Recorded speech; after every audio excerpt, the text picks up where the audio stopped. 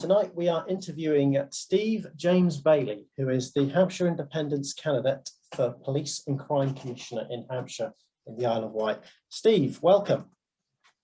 Good evening. It's great to have you here. So my name's Scott Neville. I'm one of the leaders of the Hampshire Independents Party. For those of you that don't know, we've been collecting questions for Steve via survey that's online. You can find out more by going to hantsin.com/PCC. There's a chance there for you to give feedback on the policies that Steve's already set out, and you can pose future questions. Alternatively, you can just email pcc@hantsin.com. So let's make a start. And I think this first question, Steve, largely comes about because the survey doesn't tell us actually very much about you. It talks about your policies and it talks about what you want to do, but it doesn't actually tell us anything about you if you go straight to the survey, that is. So the biggest question we've got is, can you tell us a little bit about yourself? Certainly. I'm an ex-military man. My father was an ex-military man, and my grandfather was a military man. So military has been very much order of my early days, right up until I was 16, where I then joined the RAF and became another military person. So I was an RAF communications specialist, and I did this for 12 years, serving home and abroad at various stations. And in 1989, I joined the police, Hampshire Constabulary. And in that time, for 23 years that followed, I I did various specialist roles, community beat officer, response driver, custody sergeant. I also did a period of probation and development recruiting. So I've done quite a bit. And then I retired in 2012, and I've successfully have two businesses now, albeit they're quite small businesses, they're quite successful. And I've been very much involved with everyday things. And that's me, really. Sound like you're quite a busy person then. Did you have interest? Did you enjoy your time in the police? Is it something that was Absolutely, thoroughly enjoyed it, and I would have stayed on if austerity wasn't there and I was allowed to stay on. But unfortunately, they could get another 3 police officers for the price of me. So, well, you know, things have to change in life, don't they? So the next question that we've got is related to one of your 5-point plans. So for those of you that don't know, Steve's published his 5-point plan for policing in Hampshire. You can read more about it using the Hantsin website, which is hantsin.com/PCC. The first question relating to your 5-point plan, Steve, is why is it that you are wanting to reintroduce community constables? For 7 years, whilst I was in the police, I was a community beat officer, and they were the best 7 years, I would say, of my policing career. I enjoyed all aspects of it, but they were the ones that those 7 years were the ones that I most remember.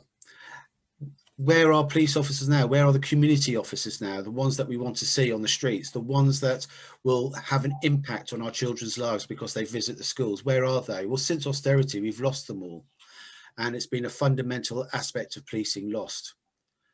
And we all don't feel so safe, especially so in the evenings or at night times.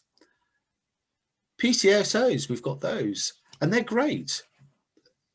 But there is no such better feeling than a sight of a good police officer walking down the road when there's been a problem in the street, because they are the ones that are going to provide you reassurance and also reduces the fear of crime. So police officers walking the street is what we want. And I think a lot of people would agree with that. And what is community policing? Well, it is policing in the schools, in the community centres, going into toddler groups, people's homes, local shops, businesses and fates. But you could argue that the most important reason why we want a police officer is the ones that walk the streets.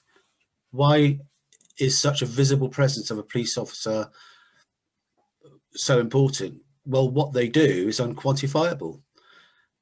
How much crime can be deterred by a police officer walking down the street? The simpleness of just a patrolling police officer.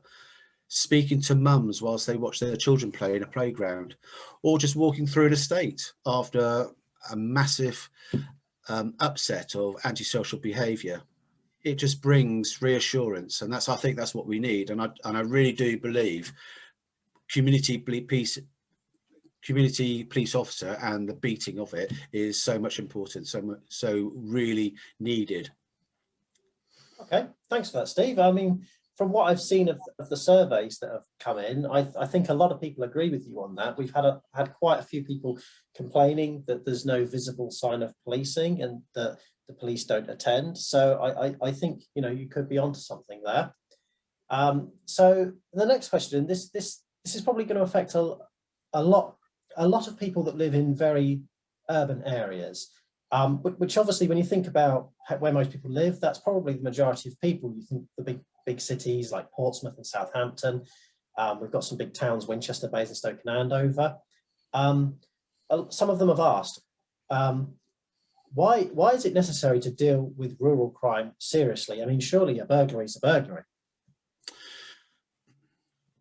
The problem is Hampshire has such a massive rural community. The area is vast. You know, we have to deal with dog thefts, stolen farm machinery, livestock, poaching, lots of other things that go on in the community.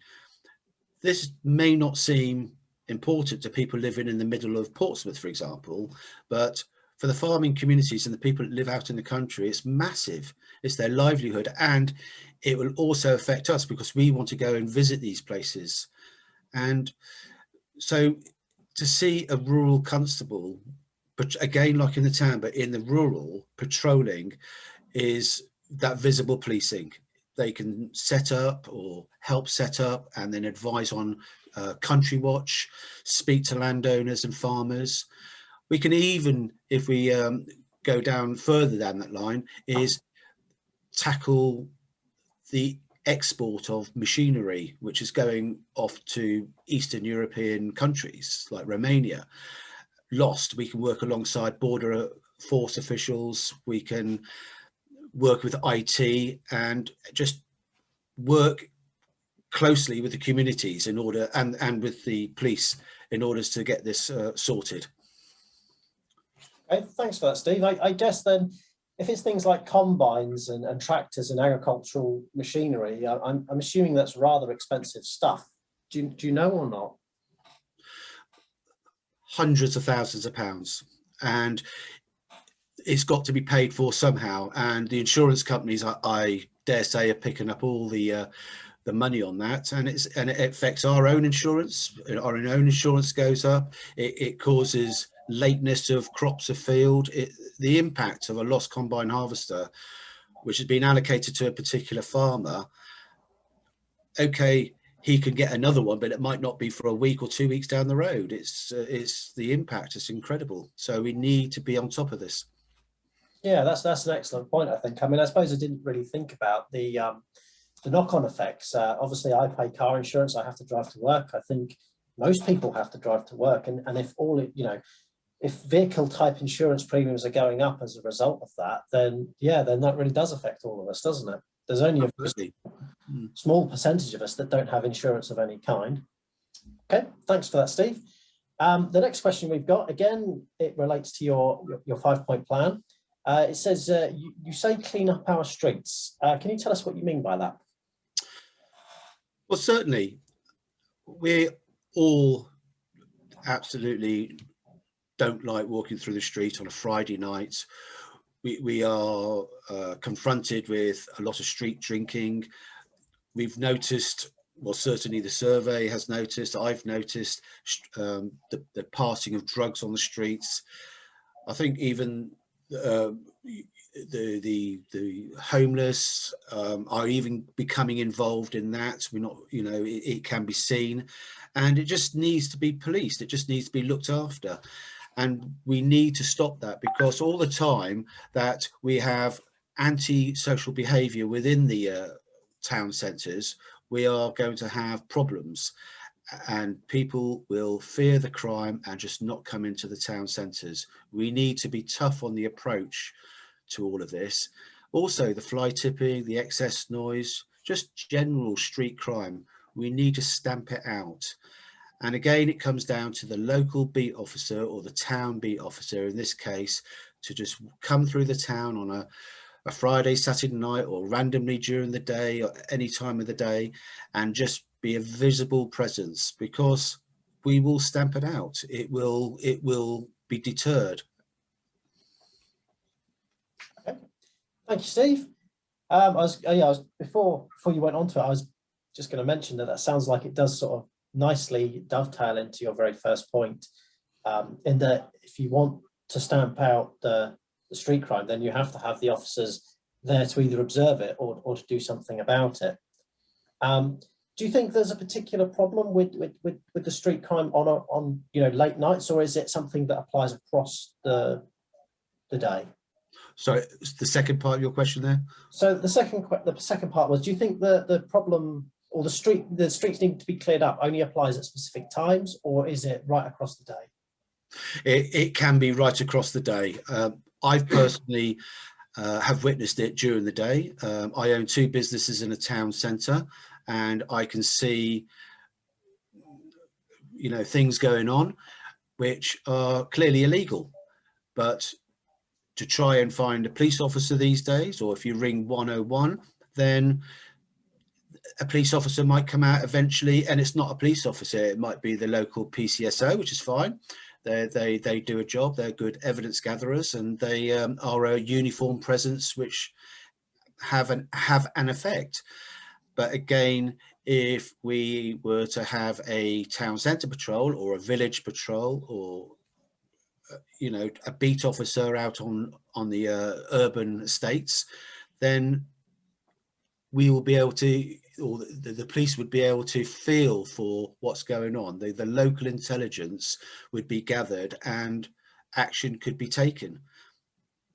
Okay, brilliant. I mean, the reason I asked is because obviously if crime was only a particular problem on a Friday night, for example, then you could look at redeploying officers that are there at lunchtime on Tuesdays, for example, to work on a Friday night. But if it is an issue that happens at all times of the day, then obviously you can't do that. Really, the only answer is your first point, isn't it? That you need more officers. There is simply absolutely no answer. Okay, so thanks for clearing that up. We've got the next question. Again, it relates to your 5-point plan, and it's probably particularly relevant at the moment. I'm kind of surprised that it didn't come up a little bit more in the survey. It was slightly higher in our list, but there we go. Particularly with the events that have been going on in London of late. So, how would you treat victims of crime more compassionately? What do you mean by that? We need to provide them with better support, and I appreciate that. If a woman has been raped, or there's been a violent assault on a man, or there's been a murder and we have to deal with the families, I can understand that the support is second to none, and that is obviously right. But what about the theft of a person or from a shop? I own an independent shop, and if somebody steals from my shop, I can take it personally. It's my livelihood, and it doesn't have. And we don't support these people. We as police force, we need them supported. Individuals that have their handbag taken, or they've witnessed something, we need to look after them. We need to take them seriously, and as such we need to give them the proportionate amount of support. And yes, we may not throw thousands and thousands of pounds over something that's only a small amount of money, but it all comes down to the impact on the victim. If the impact on the victim is so great, then we need to step up the support for that person.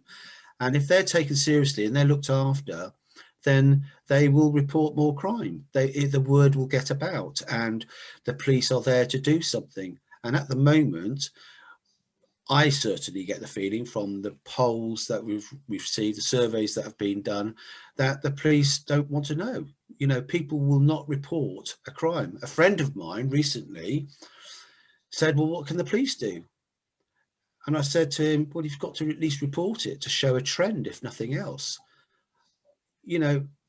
101 seemed to be a waste of time. He was then directed to the online, and then we found out that online they were asked to investigate their own job. Is there footprints? Is there fingerprints that are noticeable? Is there any blood? You know, police officers should be doing the basic investigative work, you know, and they should be coming along and speaking to people more readily. And I appreciate they can't be everywhere, but they can. But they've certainly backed off since austerity, and we've lost beat officers, because that would have been the beat officers' function. So again, it comes down to beat officers and being able to report crime, so that we can treat the victims more properly and appropriately. We can visit them and refer them on to a multi-agency approach if necessary.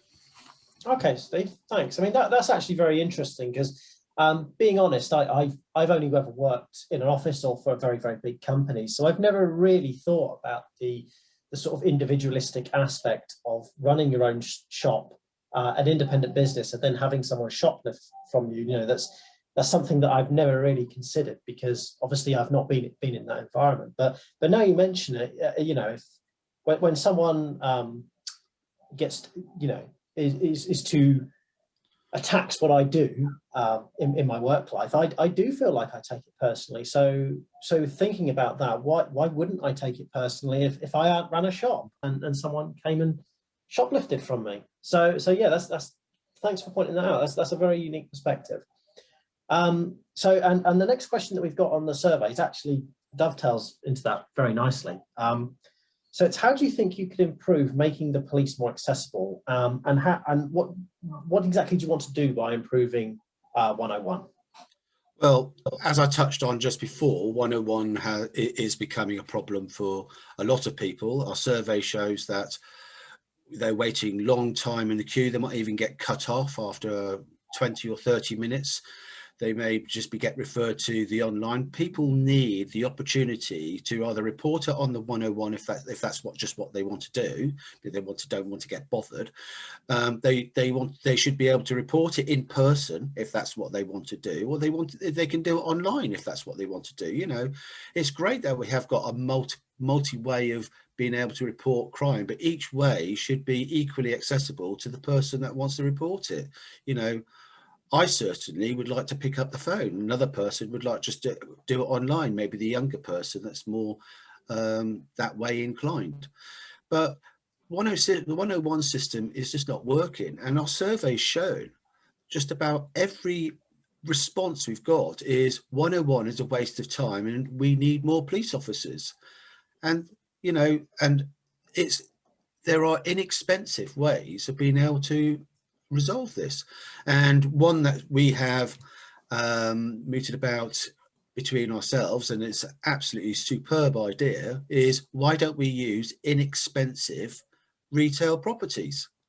You know, there is enough property retail out there that are just not being used. We've all seen the shops closing down, large and small.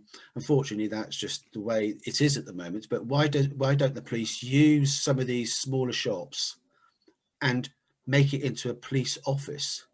It'll be highly visible. It's somewhere that the public can go and visit and speak to a police officer, report a crime, and it will again prevent crime, because it doesn't have to be in the town. It can be in the parade of shops on the estate where you live. It can be in the shops area of somewhere central in the rural community. It can be anywhere. And we don't need to open up these irreversibly closed down police stations anymore. We can just pop up shops, or even you know, a small porter cabin that can be very cheaply and easily maintained, where people can come and report crime and come and speak to somebody if they want to, or get advice. You can't do that at the moment. Okay, thanks, Steve. I mean, that's an interesting idea. I mean, I've seen from a lot of the surveys, there's plenty of people that want to see the old police stations being reopened and being able to go in to speak to the police more in that kind of way. But I've also seen some of the stats on these proposals. For example, Reading Police Station, not Reading Police Station, sorry, I do apologise. Reading Prison, I believe, is a listed building now. So the actual maintenance of that building is very expensive. So I can kind of understand why the decision was made to close them down, because you do have to wonder if it is the police's jobs to maintain listed buildings. So yeah, I think that's. If I could just interrupt there. Sure. If I could just summarise everything I've just sort of said with regards to the this 5-point plan that I propose, is each of the 5 points have been carefully thought out. It's all in, the 5 points are intrinsically linked. They all work hand in hand, and as such, if we can get this right, then we can increase the police visibility on the high streets and in the rural communities, and we can encourage crime reporting and reduce the fear of crime and bring back the links that community are seeking. Speaking with police officers with more efficient crime reporting, we can do all of that, but more importantly, we can take victims of crime seriously and giving them ongoing support. That is what the 5-point plan is all about, and this is what we've lost. You know, we could cry out, we want 600 police officers or whatever, but that's very expensive. You know, we just need to get the grassroots of policing right, and I think that will then, or I believe that will solve a lot of our problems. Well, thank you, Steve. I mean, you clearly sound very passionate about policing. You know, you clearly care, because I can hear it in your voice. So we've got one more question now, because obviously this is there's only you speaking here. We don't want to destroy your voice just on day one. We'll save that for another day. So we're only looking to run for about half an hour today. So the last question we have is, why should I vote for an independent candidate over a mainstream candidate? I mean, surely the mainstream candidate has more backing from you know, the big party office and more support, whereas, you know, an independent candidate doesn't really have that. Well, absolutely, you know, and you just hit the nail on the head there, Scott. You know, they have a huge backing. They will have huge funds to go with it, and they will nominate a candidate, and the candidate will go for that position. And if they win, then they will do what that party basically tells them to do. The police and crime commissioner would, if belonged to a large party, couldn't make his own decisions necessarily unless it was aligned to their party. So as an independent, we are not aligned to any one party.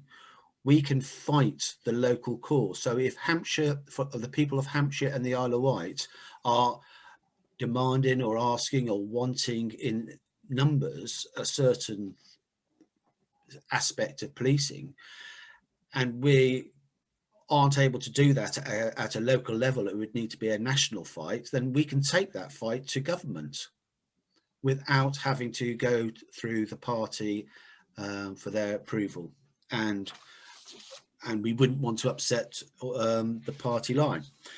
So yes, the police and crime commissioner